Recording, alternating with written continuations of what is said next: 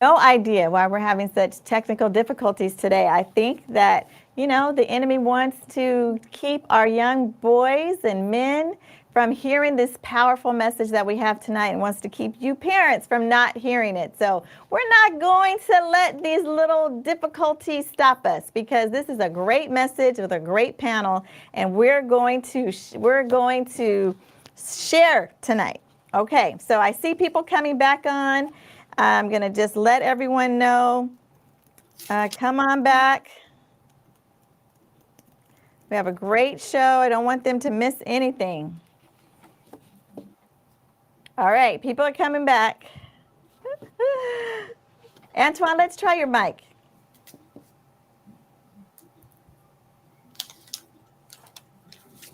Are you on mute? Yeah, Antoine, you might be on mute. Oh, you're not on mute? Oh my goodness. Now we don't hear you at all. Can you do it from, are you on your laptop? Can you do it from your phone?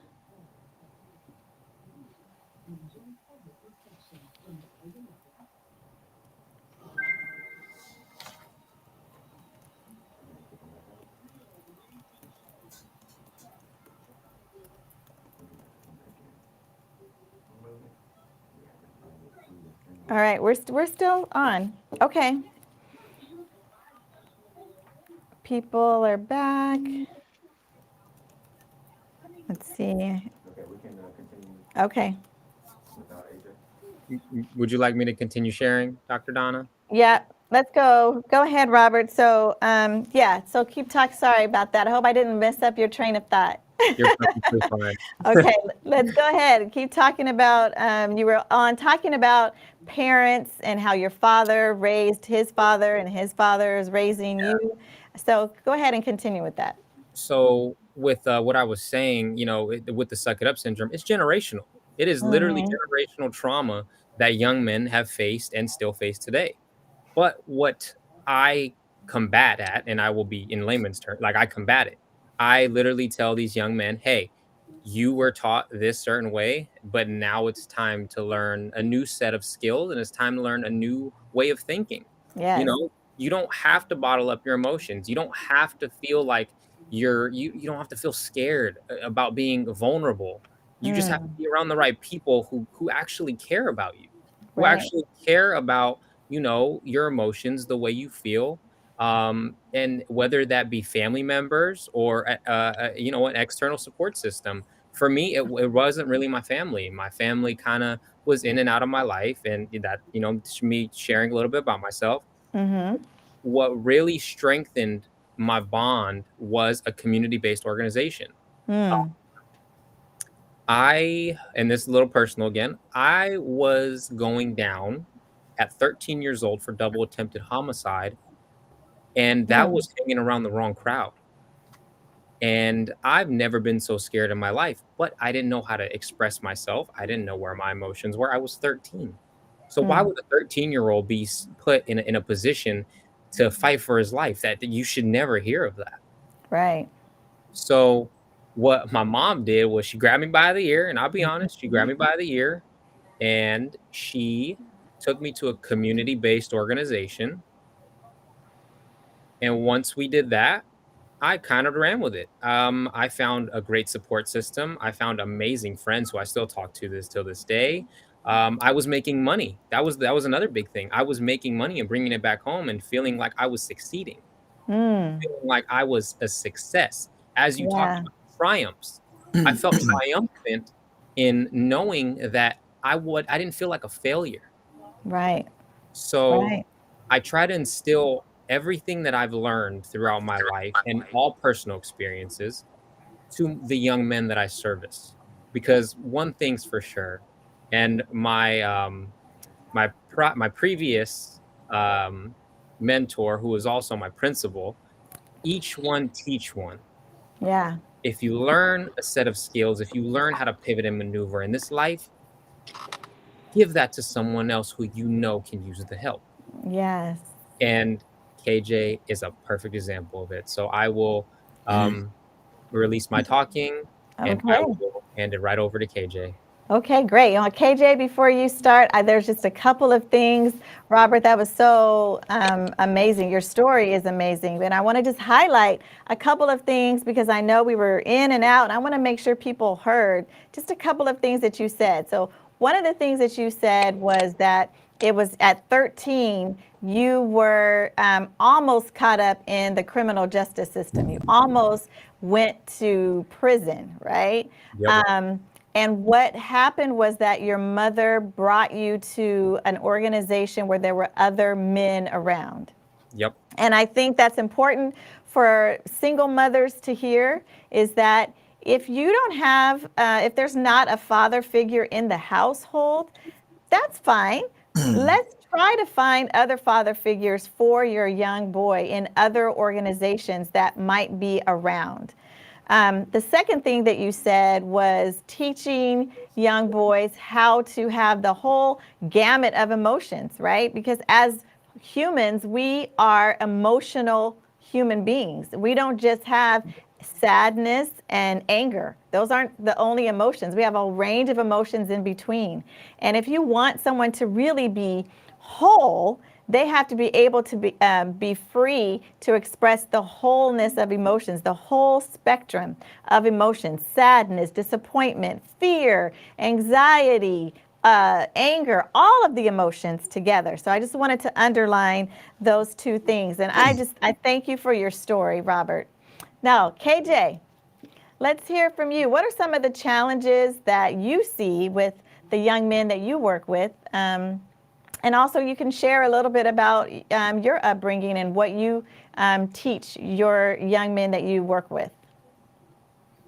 No problem. So, this might be kind of like a cheat, say, I'm sorry, That's pronounce it okay. right. But like you were saying with the senior mothers, I feel like a lot of youth don't have that figure in their lives, that role model.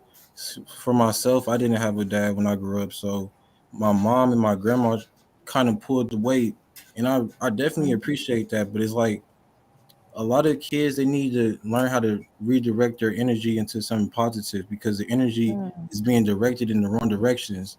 So Yeah, it's definitely a lot of negativity, and it starts with like social media. It starts with the music that we listen to every day, and just being growing up, just seeing my peers and just knowing that the the streets has a big impact through the music. I'm gonna just be real, like through the music, like the music is a big impactful thing that I feel like is a challenge with young men because we listen to the music and then we try to live vicariously through the music.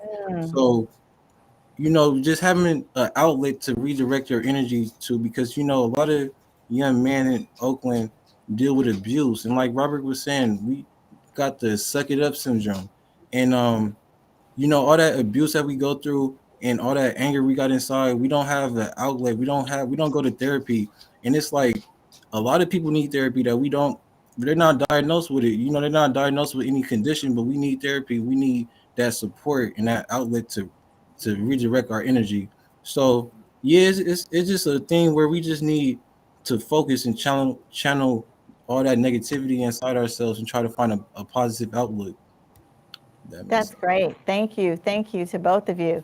Um, I want to ask, we talk of the show, and the theme of this Black Boy Joy series is not just challenges, but triumphs. The three of you are triumphs and success stories. What do you think, and Robert, you shared a little bit about what you think were helped you to be triumphant as you're growing up, but what do you think there's some tips, some things that parents can do, community members can do to help our young Black boys have some successes? So, Antoine, we're going to try you again, man. We're going to get you in this show. Come on, let's see. Go ahead and say something. Let's see if we can hear you.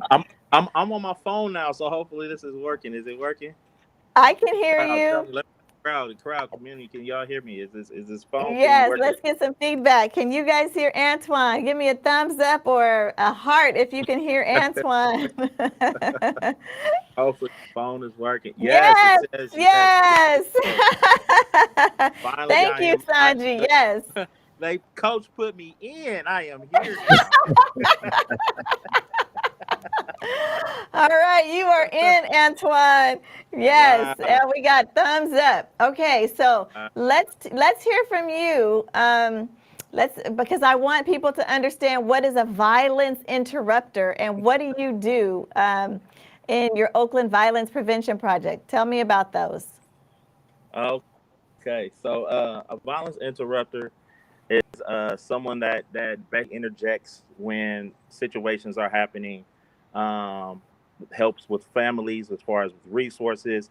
You may have victims that may have been shot, and we connect with them to try to get them the resources and may in any capacity, neighbors may be around that have witnessed the situation that may need therapy or any type of situation as far as traumas to be able to uh, help them move forward. Mediating certain situations, hence interrupting to prevent further escalations of harm that's taking place. Um, and that doesn't just deal with shootings. That's also um, relationship violence that takes place within the homes, any type of situation of harm taking place in the community. We can be called out. We can show up to situations and try to mediate and prevent further escalations and connect with any kind of resources to help them in their situations to from it going further.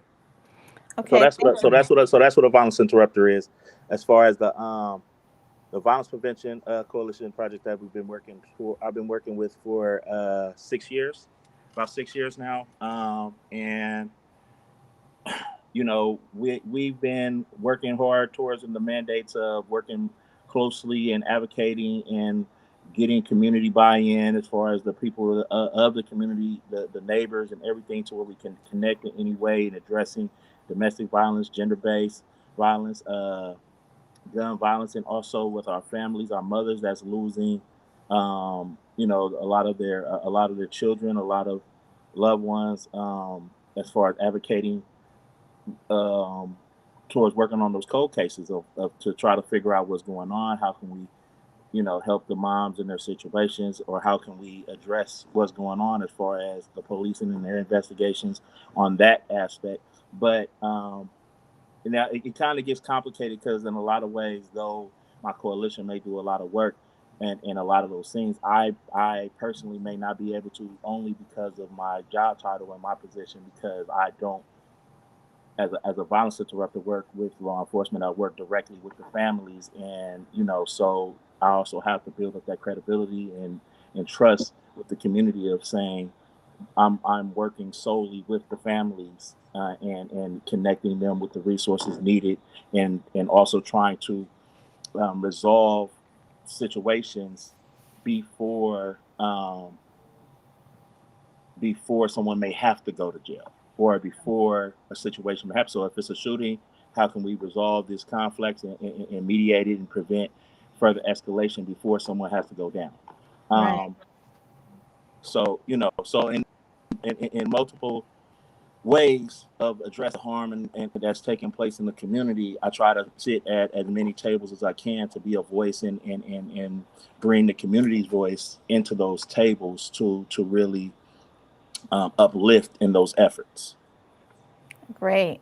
Now I'm going to stick with you, Antoine, just for another question, which is what are some of the challenges that you're seeing our young men facing as you're trying to prevent violence from happening? What are some of the challenges that you're seeing?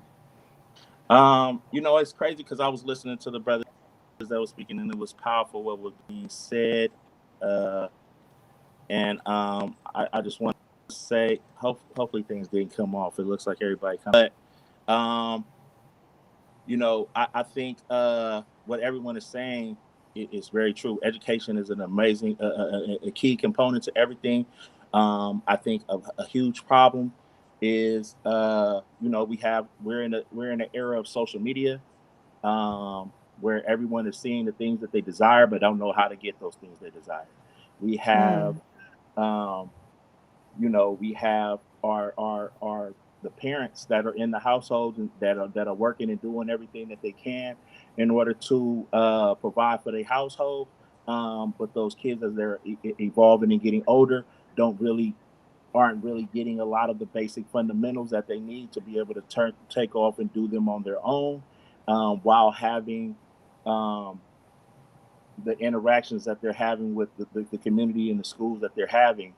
So as they're beefing and feeling they have to try to get away, they don't even know how they're going to get away, or even when they become of age, having those basic fundamentals, which takes away a lot of trust and things within their households, within those that are, in a lot of ways, it's like a lot of our elders are given more instruction instead of, I feel they're feeling it's more instructional instead of supporting and understanding.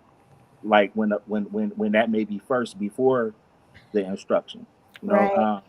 and which loses a lot of the youth when it's like I don't even want to hear anything you have to say anymore, and Right. until we learn how to deliver the message in another way, and then they may come back, but sometimes it's too late. Yeah.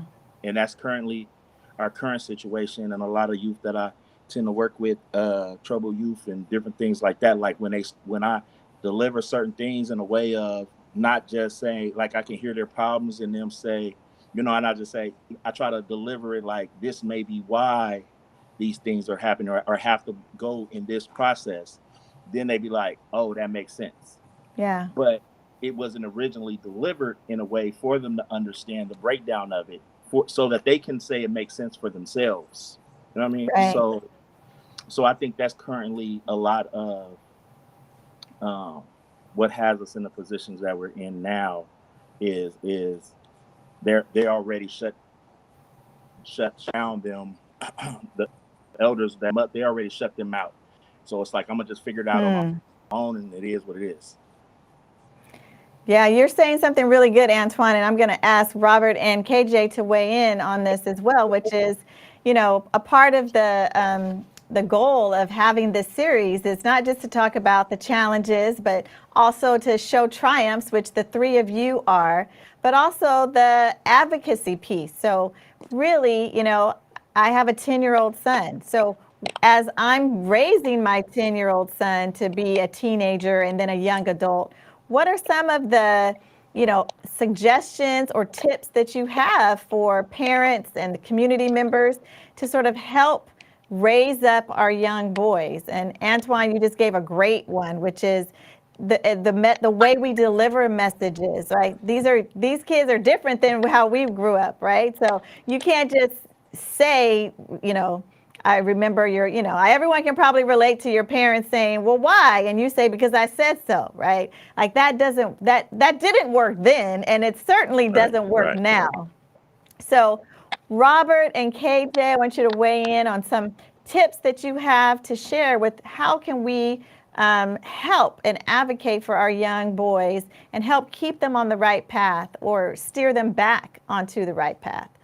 And KJ, I'll let you go first, and then Robert. Okay, so this might be another cliche, but I feel like a key thing that is important with helping our young boys is love.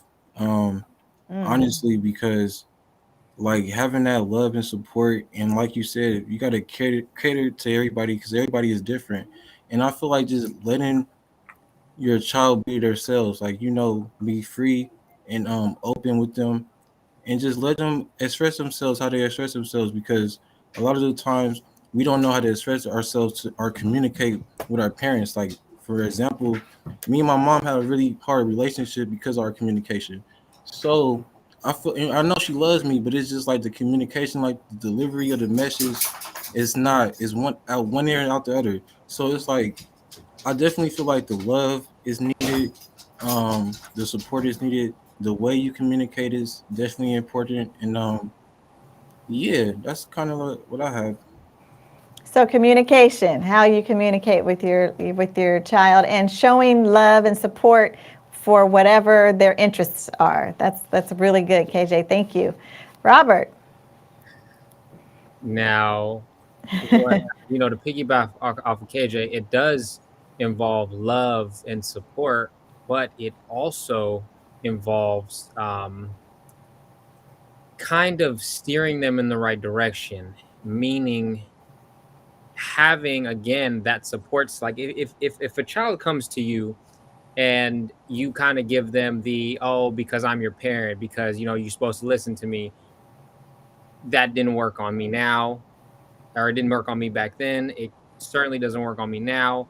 I had to build a support system who I would want to listen to. Hmm. I had to find those people, and it took a very long time to find them. But when I found them, I felt so supported in a way that is unfathomable, because once a young person finds that person they can cling on to for not only support, advice, suggestions, one-on-one talks, once you find that person, 9 times out of 10, that child will be able to better communicate with other individuals. Um, Speaking for my young Black men that I service, one of the situations that came up was, I don't know how to talk to my parents when they're yelling at me. I Hmm. don't know how to talk to my parents when they're under the influence. I don't know how to talk to my family about so and so. And I told them, hey, you can talk to me. You can talk to any of the staff here. We're here for you. I'm here to Hmm. support you with whatever you need. I'm actually here to help you change your life and to make you want to be a better person for yourself. But it's a Hmm. 50-50 street. I'm not going to do the 50 if you're not going to do the 50. I will advocate for you. I will show you love, support. I will give you all the tips, tools, and tricks you need to survive and to live out a healthy and honest and, a great life.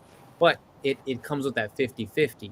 You need to be able to meet a child where they're at. You can't be above them, but you can't be below them. You can't belittle them, but you can't feel like they're in charge. You have to meet them where they're at. Say like, okay, son, I see that you're interested in this. Um, how do you feel about it?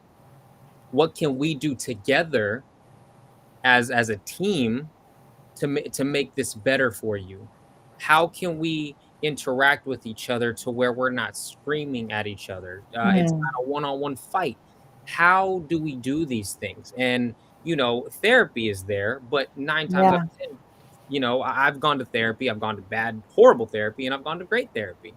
Um, but me personally, again, I have an 11-year-old nephew, and the way I talk to him is how I talk to my young men.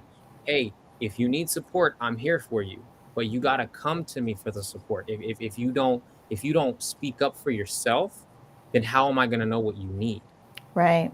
So I Right. always instill that in any young men in front of me, whether they're like 11 all the way up to 24.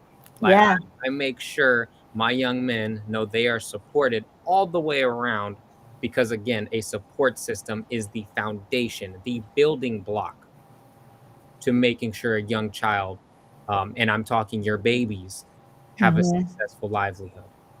That is so good. That's so good. I think, for parents who are out there listening, or even if you don't have a child, you have a nephew, if you're a part of a community, I think it's so important. As you were talking, Robert, about how when you can go to someone who can talk to you, who will listen to you, who will give you good advice. And I was thinking about that, like that person could either be someone who can take you down the right path, but that also could be someone who can take you down the wrong path because they are listening to you and talking to you and supporting you. And so it's really important that you find that person, but also that you steering your kids to find that person that's going down the right path. Communication is so important. It's so key. And I think just in the Black community, that's not what we're kind of known for as parents, right? You can bring them back on so I can see them, please. We're not known for having that type of parenting where you talk to your parents and you communicate and you tell them what you didn't like about what they said or what they did. That's not how you talk to your parents in the Black community, right? But I think that that's part of the problem. Would you agree that that's part, that the way we parent needs to change? With Yes, I can definitely agree with that. Not to cut you off, Robert, but I just remember one time when I was about 5 years old. I can never forget. I asked my mom to stop yelling at me. That was like the worst thing I could do. The crazy part about it was she actually told me she would try not to. She was like, "Okay, I'm gonna try to, you know, talk." The next day, that was out the door. So it was it was like the communication, and then ever since then, it's like me and my mom, like I love her to death, but our communication is just so twisted. It's like it's definitely something that we need to work on. And I'm 21 years old, and we still have to work on it. So I definitely agree with that. Yeah, Robert. I speak for my community. I'm not a young Black boy, but even in the Latinx community, we have to think about this day and age. We're in the 21st century. We are in a new era of children. All these children are learning from all different types of media, from their friends, cohorts, from anyone they can cling on to. So with communication comes a change there. Back then communication was literally face to face. There were no cell phones. You had your mail, you had your little pay phone that you had to walk down to go put your little 25 cent in. But nowadays you can communicate through a cellular device. And guess what?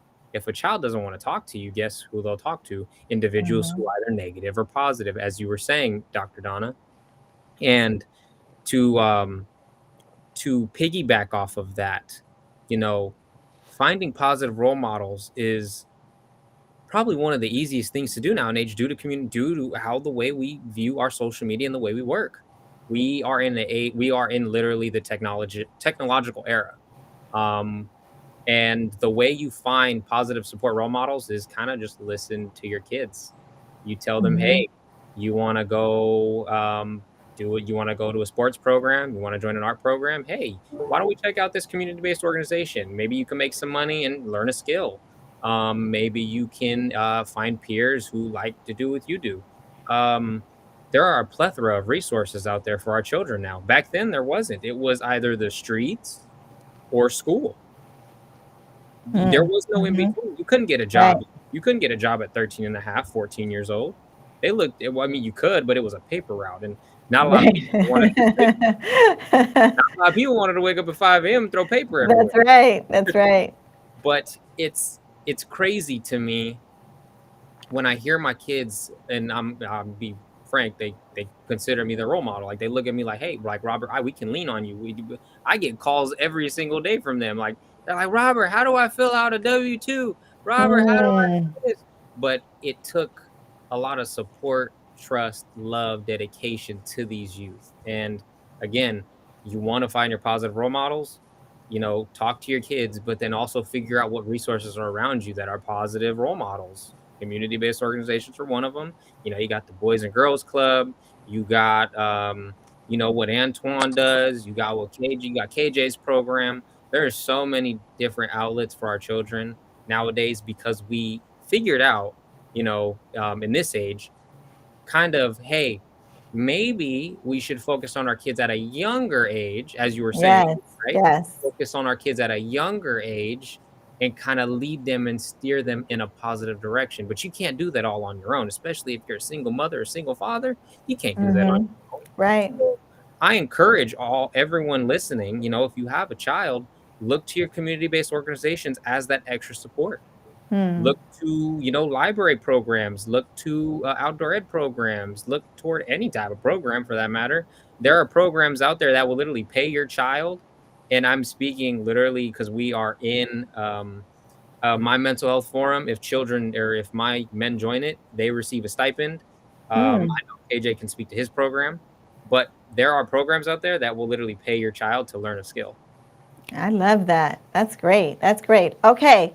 Final question is, can you give at least one tip, one concrete tip to us parents, community members out there on if you have someone, a boy who has lost their joy, has lost their way, what tip do you have to help bring them back to restoring their Black boy joy? Do you have one tip?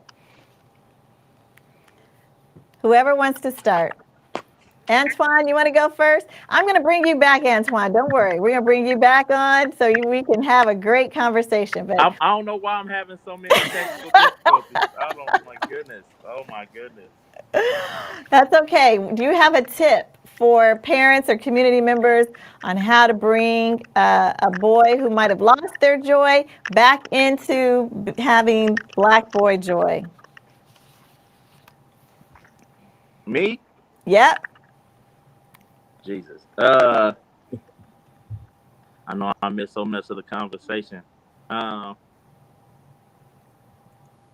think of a tip that had to help prevent the violence that you're seeing out there. What tip would you give to family members or to help prevent them from falling into being involved in violence?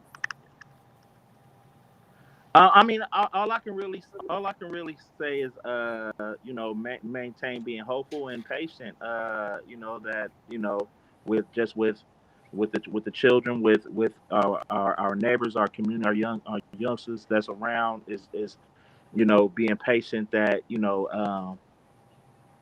with the more of our investment that we give into them, that they'll eventually see what it is that they need to be doing. Have an idea of what it is that they're supposed to be, their purpose is, what I'm saying, as far as life. Yeah. And which takes patience, because I feel as though a lot of us, even as adults, had to go through a journey in order to see where we're supposed to be. Yeah. So us just recognizing that we had to go through that as well, and having that same patience and hopes that we don't lose them before it gets there, before they reach that place of education, that they have that opportunity of being a changed individual. So Okay, I hear that. Don't give up. Don't give up on your children. Keep being patient and keep pushing. yes. All right, KJ or Robert? So I can say that for myself, I know when I lost my joy being a Black man, it took me to really love myself. So I know it's hard as a parent because you can lead the horse to the water. That's not necessarily mean the horses will drink the water. So it's like one of those Yeah. things where you try your best, and depression is really hard. So to me, I feel like just trying to find that love for yourself again is trying to find, the self-talk is there. You got to encourage your kids to talk positive, because it all begins inside your head. So it's like, that self-talk is very important. So just teaching your kids like to be your own biggest motivation, Yeah. to love yourself is definitely important. I love that, KJ. So don't give up on your kids and teach your kids how to love themselves, because that's the biggest person that they talk to every day, all day is self-talk. That's really great. Thank you, KJ. Robert. All right. I kind of want everyone just to think for a second, right? And this is my tip. When someone comes up to you and says, and I'm speaking for adults here, all the way up until their elders. When someone comes up to you and says, "You did a great job. Keep going. You can do this. I see you're struggling. I'm here for you, but you got this. You're an amazing young person. You got your whole life ahead of you, but I'm here for you. If we have to handhold a little bit, and I have to help you and guide you, I will." Now, my tip is reaffirming your children, your peers, your supporters, your coworker, anyone around you. Reaffirmation is one of the biggest key roles in making sure your children feel wanted, respected, loved, right? That goes into loving yourself. And that also goes into, what Mr. Antoine said. It all starts with, the prevention. And that prevention is making sure your child knows that they are cared for, they are loved, and that they know that they're succeeding. We talk about triumphs. That's one of your key points, Dr. Donna. Yes. Making sure that they know that they're succeeding. Because if they don't feel like they're succeeding, then what are they there for? When I felt like I was failing, I didn't want to do anything. I'm not a black boy. I'm a Latin boy, but I still lost my joy. Yes, yes. I was in a rut. I was like in survival mode, kind of fighting the streets here. And I was like, what do I do? How do I move? Where do I go? And it took for my support system to be like, Robert, you're okay. You're fine. You got this. Just keep going. We're here for you, and we'll still be here for you. But you got to get out of this rut. So reaffirmation. And another big one is making sure your children have a structure from the day they are born to the day they leave you. A foundation and a structure is what builds around that young person. And it doesn't have to be necessarily the family, the parents, the peers. It can be, again, just any type of support that they deem worthy. Because if a young person feels like you're worthy of their time and you're worthy of their words, you will get results that will impact them in a positive way, in a very distinctive way that you will see change in your child. But it all starts with reaffirmation. Wow, I love that. I love that. Be patient. Don't give up on your kids. Teach them how to love themselves, and then reaffirm their value and their worth, and that they are succeeding no matter what situation they're in right now. Let them know you can move on. Oh my gosh, I could talk to you guys all night. This has been such a great conversation. Thank you to the three of you for sharing your stories, for sharing your experience, and really helping us to talk about our young teens and our young adults and how to have challenges, their triumphs, and advocacy to help them keep and maintain their black boy joy. And Robert, it's okay that you're not a black boy. I think that I'm Latin sometimes, so it's all good. We're all in this together. So thank you so much to the three of you for being on tonight. Antoine, I'm going to get you back on another night so we can chat. And just thank you for being open and willing to talk to us tonight. So I'm going to let you guys sign off. And we're going to just really quickly, everybody, we're going to talk a little bit about two things you need to know for this week, two really important features for this week. Number one thing that you need to know, tomorrow, February 4th, is Go Red for Women Day. It's our Heart Disease Awareness Day. Now, you probably remember a few episodes past, I talked about the number one killer of men and women, black men and black women, number one killer, heart disease. Tomorrow, Friday, wear red in awareness for Go Red for Women Day. Remember, women experience heart attacks differently from men. So make sure that you see your doctor, that you are checking your blood pressure if you have blood pressure issues, checking your cholesterol, and that you are just aware of the symptoms for women for heart disease and for men for heart disease. But we're going to shine a light on heart disease for women tomorrow. So wear red in support of Heart Disease Awareness Day for women. The second thing that you need to know for this week is that vaccines for our 6-month-old to 4 years is here. Pfizer asked for emergency authorization for the vaccine for 6 months old to 4-year-old children. It's going to go to the FDA for approval in February the 15th, and then from the FDA it goes to the CDC, and then if it's approved, we should have the vaccine in probably less than a month. So you want to think about your kids 6 months to 4 years old. We haven't seen all of the data yet. Of course, once I see it, analyze it, you know we're going to talk about it. But again, kids are making up about 20 to 30% of total new cases of coronavirus.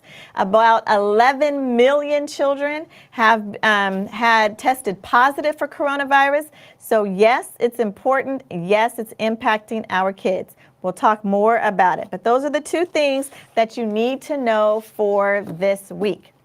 And then finally, this is a new month. It's February, and we have a new food of the month. We had a great time with apples last month and our apple recipes. And this month, our food of the month is beans. Boop, boop, boop, beans. And I know you guys might be saying, beans, oh my goodness. So many different beans. Why beans on Black History Month?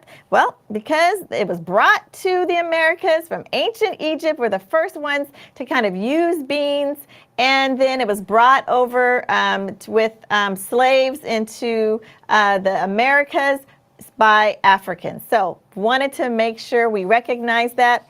What are some of the goodness of beans? So beans are in the family of legumes. It includes peanuts. I know you thought peanuts was a nut. I had to let my husband know that peanuts are not nuts. They're actually beans. Peas, like black-eyed peas, and then of course beans like black beans, navy beans, are all part of the bean family. Why are beans good for you? High in protein, high in fiber, high in irons. They're antioxidants. They help to decrease the risk of heart disease. Hey, go red tomorrow. Decrease risk of heart disease, decrease risk of cancer, decrease risk of diabetes, all because it is a healthy food. You know, 1 cup of black beans has almost 15 grams of protein. That's going to keep you full, and it's going to help your body. It also helps to save your gut. It helps to restore the good bacteria in your gut, and it helps to heal the lining of your gut that might have been kind of holes poked in it by some of the other foods that we eat. So something called the leaky gut syndrome. We're going to bring Dr. Peterson back later on to talk about that, but beans help you, okay?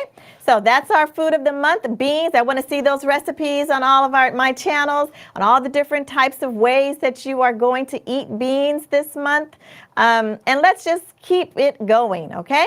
And the more we know, the better we eat, the healthier we're going to be, not just for this generation, but successive generations. I see you, Victoria Coleman, bean pie. Yes, that counts too. All right, so once again, happy Black History Month. Thank you so much for tuning in to another episode of Talking with Dr. Donna.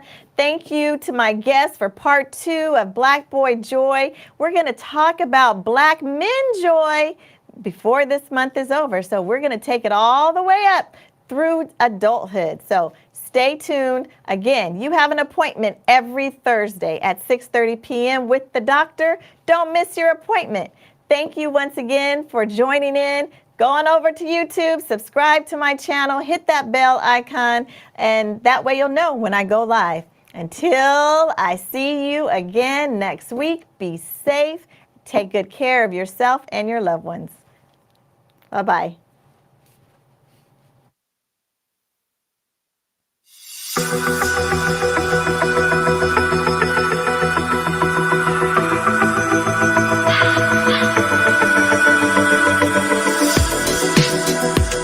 If you have a question for Dr. Donna, please do leave it on my page and I will be happy to answer the question for you.